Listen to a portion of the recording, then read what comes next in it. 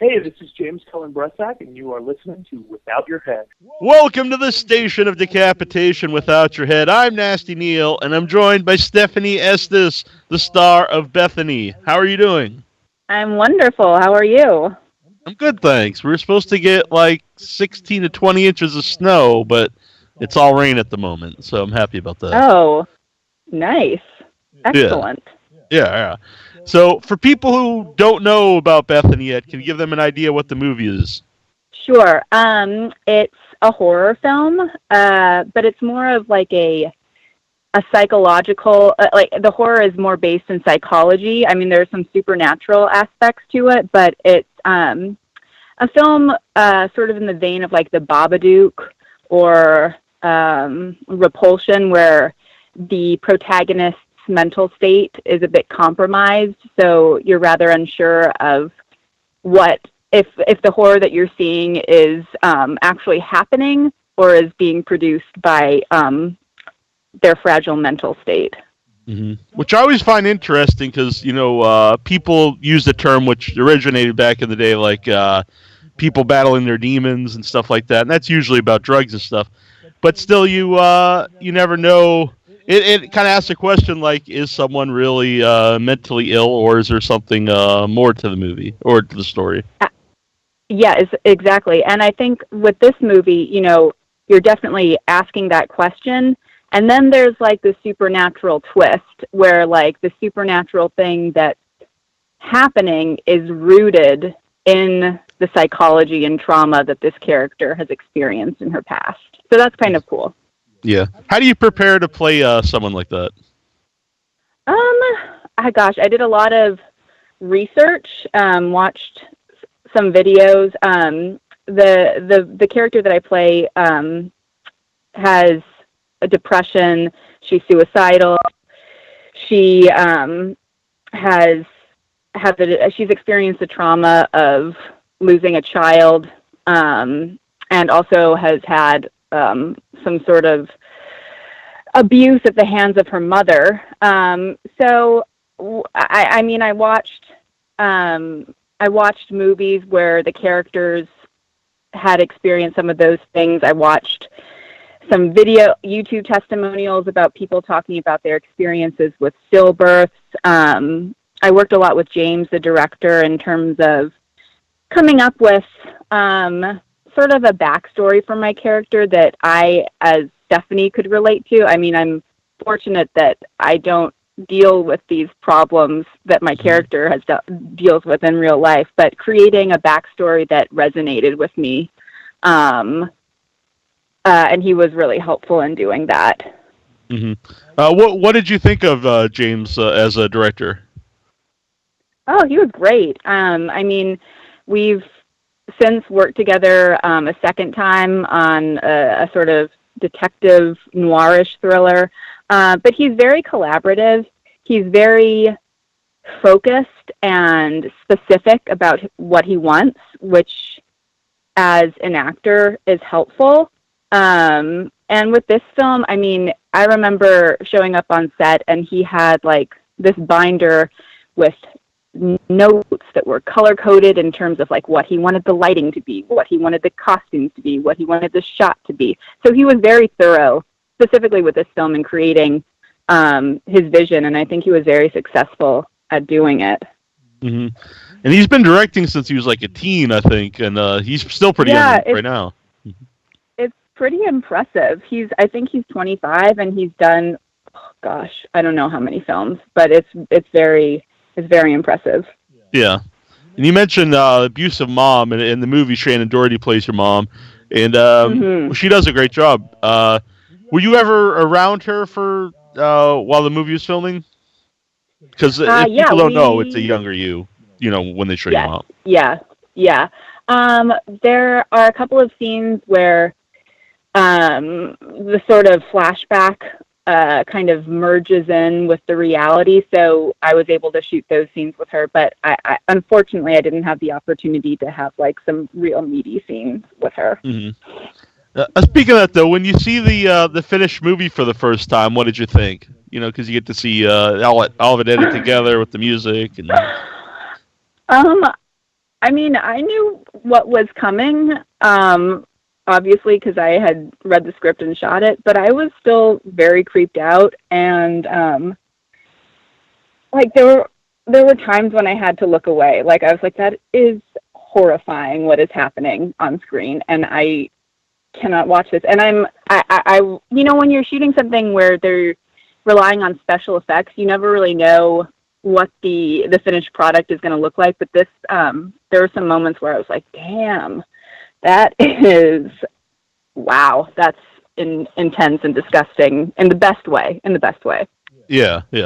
How did you get involved in the movie to begin with? Well, I sent in an audition tape. I was out of town when they were initially seeing actresses for the role of Claire. And James really liked my audition tape, so I came in and read for him, although I didn't know it was him, and some producers. And I guess, like, as I said, James was looking for something very specific, and I guess I was lucky in that I encompassed that for him, because later that day they called me. It wasn't even that much. I was like literally getting into my car, and they were like, "You got the part." So it was a bit serendipitous, I guess. Mm-hmm. You mentioned all the backstory and of your character. What interested you about the script? Well, I liked that it was a complex, interesting female protagonist who sort of goes through a bit of, I think, a transformation in the movie. You know, she's dealing with all this trauma. She's dealing with this house that may or may not be haunted.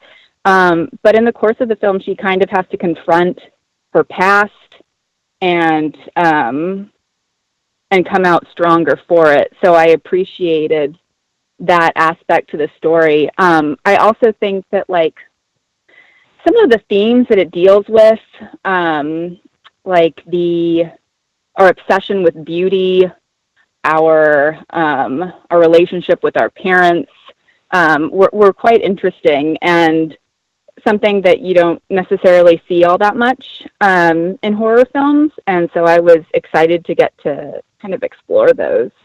Mm-hmm. Do you like horror movies? Like to watch? I do. Uh-huh. I do. I mean, they scare the bejesus out of me, but I enjoy watching them for sure. Yeah. What kind of horror movies are your favorites? I really loved It Follows. I guess, I mean, I love the sort of psychological horror, like Rosemary's Baby, or with like a satanic aspect.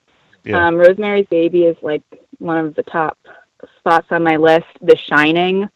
But I find The Shining like kind of hilarious. Like Jack Nicholson is also hilarious in that movie. Definitely. Does that do you think so? I agree. It's like, and it's also like kind of a rumination on the terrors of marriage, you know? Like, oh, this is scary. And then, gosh, thinking back to films that I saw as a teenager, like Nightmare on Elm Street terrified me. And I think that has like a sort of psychological aspect to it as well. Like the idea of a killer that can get you in your dreams is kind of psychological, I suppose. Definitely. Mm-hmm. What made you want to get into acting? Well, my aunt was an actress. My uncle was an opera singer. So, growing up, I was exposed to a lot of theatricality.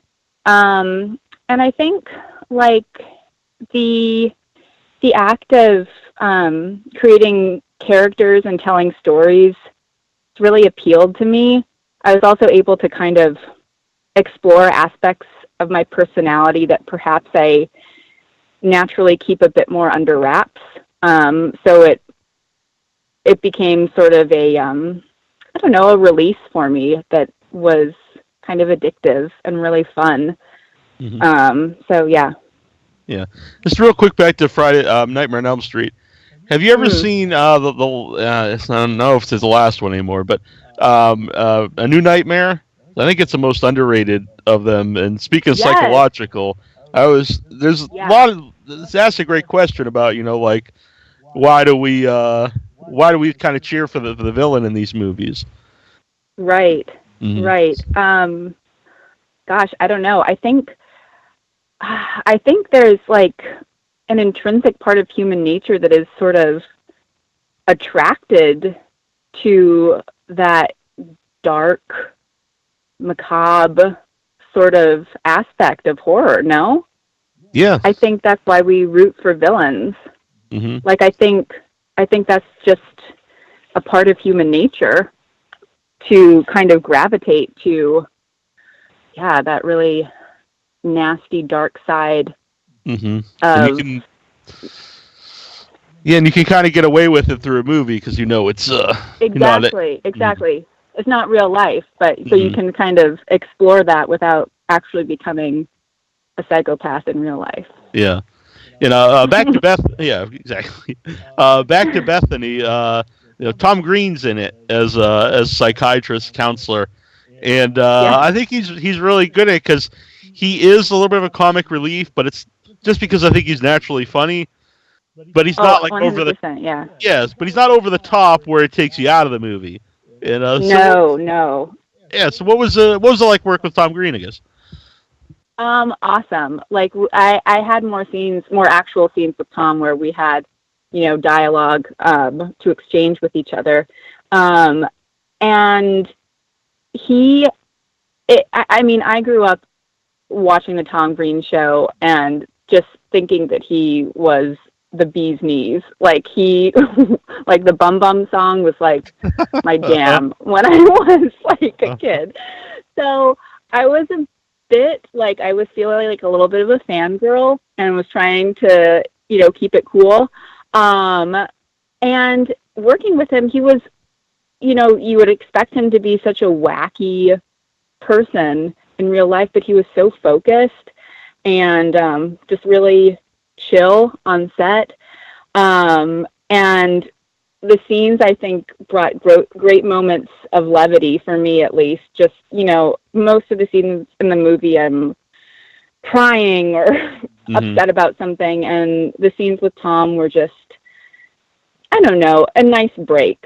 And you're so right. Like, he does a great job at playing straight, but he's also funny in a very naturalistic and effortless way, which I think, I just think that's who he is. Like, I don't think he could not be funny. Yeah. Just hearing him do kind of the calm, psychiatrist voice really made me laugh. Yeah. But it's, like I said, it's not where it's taking you out of the movie or anything. It's just... No. It's a nice little break. It's a nice little break. Yeah. I'm glad you mentioned... Great. And he's a nice guy. Yeah, I've never talked to him with him. He always seems like a great guy. I, too, grew up watching the Tom Green show, and I actually sang the Bum Bum song to someone not too long ago, and they had no idea what I was talking about. So I was very sad about that. But I was happy. It's a national treasure. It's a national treasure of a song. Exactly. And and he brought in that whole kind of the jackass stuff, and I don't think he gets the credit he deserves for some of that. Yeah, and like even now you look at like the Eric Andre show, it's like totally what he was doing back in, I guess, late 90s, like that sort of, jackass type of prankster humor. He was really the catalyst for all of that. Yeah, definitely. And what about your co-star, Zack Ward? Do you feel like you guys had good chemistry together? I think so. He's such a nice guy. And was so lovely to work with. And, he ran lines with me when I needed to run lines. He gave me my space when I needed to, go to a dark place in a corner on set. And I think we had good chemistry and he was just real nice to work with. Everyone, I was really lucky. Like all of my co-stars were really seasoned pros, and really nice to get to set and know that everyone that you're going to encounter knows their shit, you know? Mm-hmm. And, you mentioned the movie being creepy, obviously, and there's a really creepy old guy scene in the movie. Oh my God, yes. Oh my God. I watched the screener recently, just to sort of refresh myself with everything that happens, and that scene is so disturbing. It's so disturbing. Mm-hmm. Did my character just get fondled? Like, did that what just happened? Not spoiler alert, but yeah. Anyway, go on. Yeah. Mm-hmm. Well, I was just gonna say now many more people just pre-ordered it. Oh God. Was that scene? Well, I hope so. Actually, now that I think about it, was that scene creepier to see than it was to the film? It was creepier to see. I mean, filming it was also. The actor Leon, who plays Dr. Merman, is a fantastic character actor.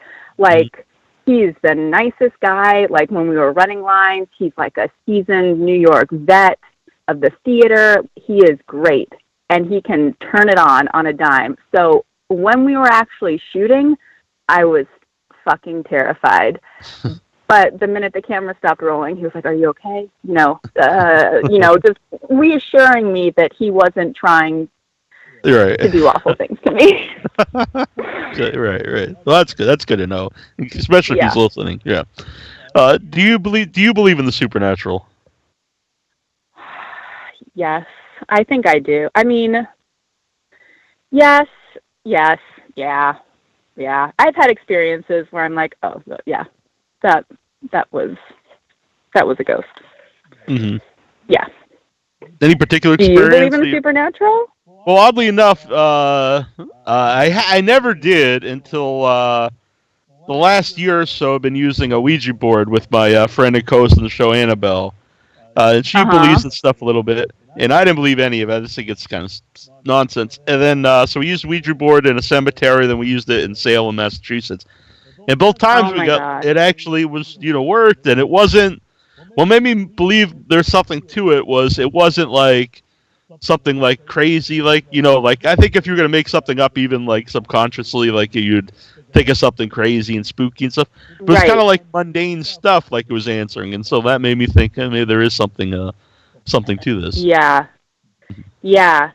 I mean, if you think about, if we want to get scientific about it, like, energy can't be created or destroyed, right? So when someone dies, where does their energy go? It's still there somewhere. So absolutely, it could come back in some form and maybe toggle the little Ouija board cursor or whatever. Yeah, I forget the name of it. There's a technical name, so I know there is a technical name. Forgive us. Yeah, we've pissed off all the Ouija board officials. I know, exactly. Why do you think the last few years it seems like ghost stories, supernatural movies have really made like a comeback? I don't know. I mean, I think maybe horror goes in waves, like in the 90s, it seemed like there were more like the Scream franchise about serial killers, or like, the next door neighbor or your boyfriend who was really trying to murder you. So it could just be a wave, but I mean, I don't know. I think also those tales are quite timeless, right? We've been talking about ghosts for, centuries. Forever, probably. Yeah. Yeah. So, yeah, I think they're sort of a timeless trope in terms of the horror genre. Mm-hmm. So Bethany's in the theaters and on demand this April, and you said you're working with James again, and any other projects coming out soon? I have a sort of sci-fi thriller that should be released sometime this year. I'm not exactly sure when, but that is sort of Hitchcockian. It's called Identity. Should be cool. And then a period drama set in the 1950s called Nothing Like the Sun, which is a cast of really strong females, which I'm excited to see how that turns out and plays with audiences. Yeah. Very cool. And for people listening, how can they find you? Not like at your house, but online. Yeah. How can they follow you? I'm not on Twitter, but I'm on Instagram. It's at Stefanie Estes, and then on Facebook, I think it's at official Stefanie Estes. All right, cool. I don't like Twitter either. It's pretty lame. I don't either. I think it's it's run its course. Yeah, I have one for the show, and basically it's just me saying listen to the show. But yeah. Yeah. So anyway, thank you for talking to me today. It's been a lot of fun. Thanks so much for having me. I appreciate it. Yeah, and any other time you have something in the genre coming up, it'd be great to have you back on. Oh, awesome. Thanks so much. Thanks. Yep, and Bethany in theaters and on demand this April. This is Mark Polonia, low-budget filmmaker, and you're listening to Without Your Head.